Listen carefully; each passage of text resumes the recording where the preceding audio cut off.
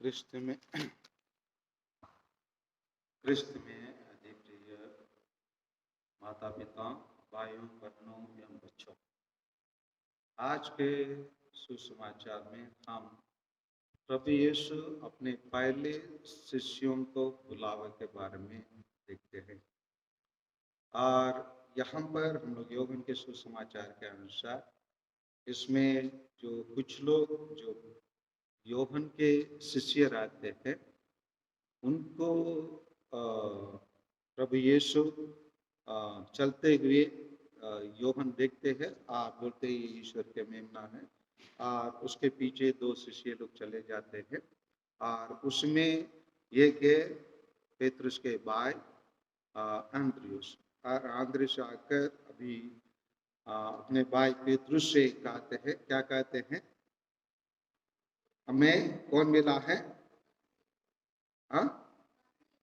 मसीह मिले हैं, है ना?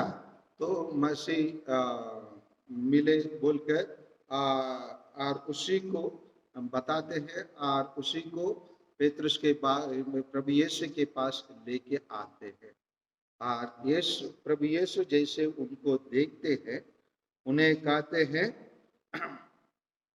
तुम योहन के पुत्र सीमोन हो, तुम के पास अर्थात पेतरुस कहलाएंगे। यहाँ इस बाइबल में पेतरुस लिखा है, कुछ बाइबल में अर्थात चट्टान कहलाएंगे ऐसे लिखा रहता है।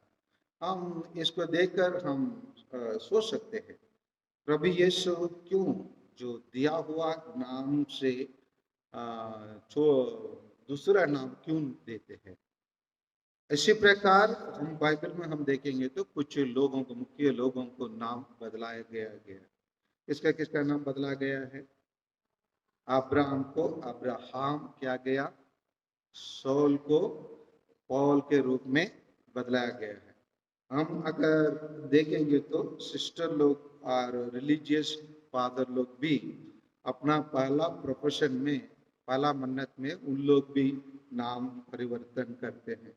पता नहीं सेंट चार्ल्स का समाज में है, आप लोग करते हैं? पहले करते थे, अभी नहीं करते हैं, लेकिन कुछ समाज के लोग उन लोग नाम बदलते हैं और बदलने के बाद उनको दूसरा नाम हो। जैसे मदर तेरेसा का नाम एग्नेस रहा और वो तेरेसा का नाम ली है। और उसी प्रकार कुछ सेंट लोग अपना नाम बदलते हैं। इसका कुछ कारण होते हैं।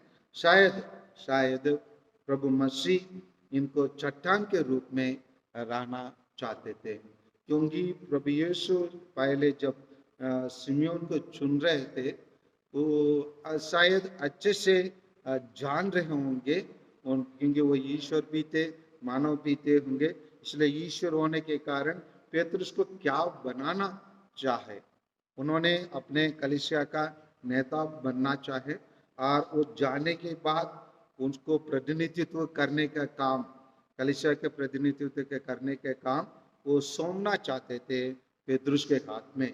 और इसीलिए उनको चट्टान कहलाते हैं। और इसी से हमको पता चल जाता है कि पेतरुस कितना महत्वपूर्ण व्यक्ति रहा प्रभु यीशु के दृष्टि में। प्रभु यीशु के दृष्टि में वो पहला शिष्य रहा, हर चीज में वो प्रथम रहा है। जहाँ हम लोग हम देखे हैं, वो पहला दिन हम देखे हैं कि वो इतना कमजोर रहा है। और कल के दिन हम देखे हैं, क्या देखे हम पेतरुस के बारे में? मैं पापी हूँ। सो ये इस सब दोनों बातों पर हम देखे हैं। पेतरुस कमजोर रहने के कारण प्रभु यीशु को तिरस्कार किया और प्रभु यीशु के बुलावा होने के बाद वो तुरंत वो अपने आप को एक पापी के रूप में महसूस किया। और लेकिन प्रभु यीशु ऐसे लोग को चुनते हैं जो निर्बल रहते हैं, उनको चुनकर उनको बलवान बना देते हैं, शक्तिशाली बना देते हैं। और ईश्वर इसलिए इंग्लिश में कहते हैं, Jesus calls the unqualified to be qualified the uneducated to be educated, the weak to be strong.